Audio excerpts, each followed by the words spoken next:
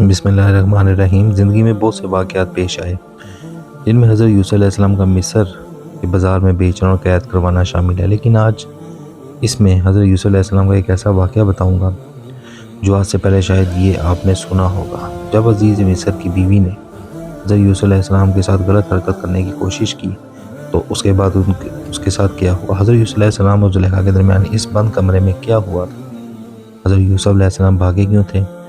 حضرت یوسف علیہ السلام کی بے گناہی کی گواہی ایک چھوٹے سے بچے نے کیسے دی؟ یہ پورا ایک واقعہ جو کہ میں آپ کو بتاؤں گا۔ عزیز مصر جب حضرت یوسف علیہ السلام کو اپنے گھر لے آیا اور بی بی زلیخا سے کہا، یوسف علیہ السلام کو عزت سے رکھو، ان کی قیام کا عمدہ نفیس اور لباس اور خوراک بھی اعلیٰ قسم کی ہو، شاید ان سے ہمیں نفع پہنچے کہ یہ سلطنت اور حکومت کے کاموں کو سر انجام دینے میں ہمارے کام آئے، کیونکہ رشد کے اثرات سے ظاہر تھا۔ پھر ہم انہیں اپنا بیٹا بنا لیں۔ یہ بات کی طرف اس لیے کہی کہ ان کے ہاں کوئی اولاد نہ تھی۔ جب حضرت یوسف علیہ السلام نوجوان ہوئے تو حضرت یوسف علیہ السلام انتہائی حسین و جمیل نوجوان تھے۔ جب زلیخا نے حضرت یوسف علیہ السلام کے حسن و جمال کو دیکھا تو آپ نے حضرت یوسف علیہ السلام کے بارے میں لالچ کیا اور موقع پا کر حضرت یوسف علیہ السلام کو بلانے کی کوشش کی تاکہ وہ ان سے خوشی حاصل کر سکے۔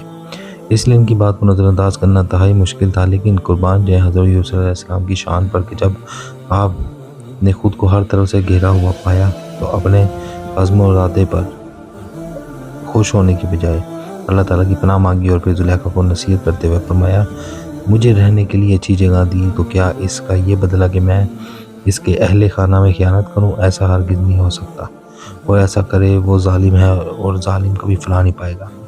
غلام نے زلیخا کو یہ نصیحت بھی دی کہ جب میں عزیز مصر کی چند دن کی پرورش کا اتنا حق پہچانتا ہوں تو تجھے مجھ سے زیادہ حق پہچاننا چاہیے۔ تو اس کی بیوی ایسے معلوم ہوا نیکی کا بدلہ نیکی ہونا چاہیے، اور اپنے مربی کا ایسا ماننا، اس کا حق پہنچانا انبیاء کرام صلی اللہ علیہ وسلم کا طریقہ ہے۔ حضرت یوسف علیہ السلام انتہائی پاک داماد اور پاک دامنی رب تعالیٰ نے قرآن پاک میں بیان فرمایا، چنانچہ ارشاد فرمایا، بے شک عورت نے یوسف کا ارادہ کیا اور اگر وہ اپنے رب کی دلیل نہ دیکھ لیتے تو وہ عورت کا ارادہ کرتا۔ ہم نے اس طرح کیا تاکہ اسے برائی اور بے حیائی پھیر دیں، بے شک وہ ہمارے چنے ہوئے بندوں میں سے ہیں۔ جب زلیخا حضرت یوسف علیہ السلام کے پیچھے ہی پڑ گئی اور آپ علیہ السلام نے رب تعالیٰ کا حکم پاتے ہی دروازے کی طرف بھاگے اور سبھی دروازے بنا چابی کے خود بخود کھلتے گئے اور زلیخا ان کے پیچھے پکڑنے کے لیے بھاگی اور زلیخا حضرت یوسف علیہ السلام تک پہنچی اور اس نے آپ علیہ السلام کا کرتا پیچھے سے پکڑا اور اس کو کھینچا تاکہ آپ نکل نہ پائیں، لیکن آپ غالب آ گئے اور حضرت یوسف علیہ السلام دروازے سے باہر نکل گئے۔ زلیخا کے کھینچنے کی وجہ سے حضرت یوسف علیہ السلام کی قمیض پیچھے سے پھٹ گئی۔ حضرت یوسف علیہ السلام جیسے ہی باہر نکلے اور پیچھے زلیخا بھی نکلی تو دونوں نے عزیز مصر کو دروازے کے پاس پایا۔ یہ دیکھ کر فوراً زلیخا نے اپنی چہرے کے آثار درست کی اور حضرت یوسف علیہ السلام کو اپنے مکر سے خوفزدہ کرنے کے لیے ہیلا تراشا اور شوہر سے کہنے لگی، اس شخص کی کیا سزا ہے جو تمہارے گھر والوں کے ساتھ برائی کا ارادہ رکھتا ہو؟ اتنا کہہ کر زلیخا کو اندیشہ ہوا کہ کہیں عزیز مصر طیش میں آ کر یوسف علیہ السلام کو قتل ہی نہ کر ڈالے، اور یہ بات زلیخا کی شدید محبت گوارا نہیں کر سکتی، اس لیے اس نے یہ بھی کہہ دیا کہ اس کی سزا یہ ہے کہ اسے قید کروا دیا جائے یا دردناک سزا دی جائے، یعنی اسے کوڑے لگائے جائیں۔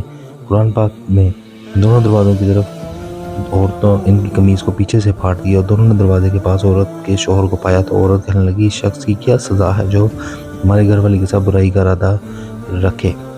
اس کو قید کرنا چاہیے۔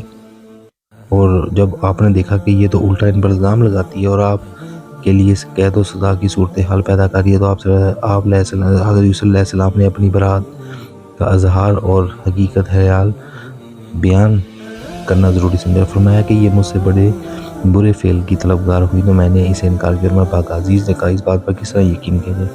حضرت یوسف علیہ السلام نے فرمایا، اس گھر میں ایک 4 مہینے کا بچہ جولم ہے جو زلیخا کے ماموں کا لڑکا ہے، اسے پوچھ لو۔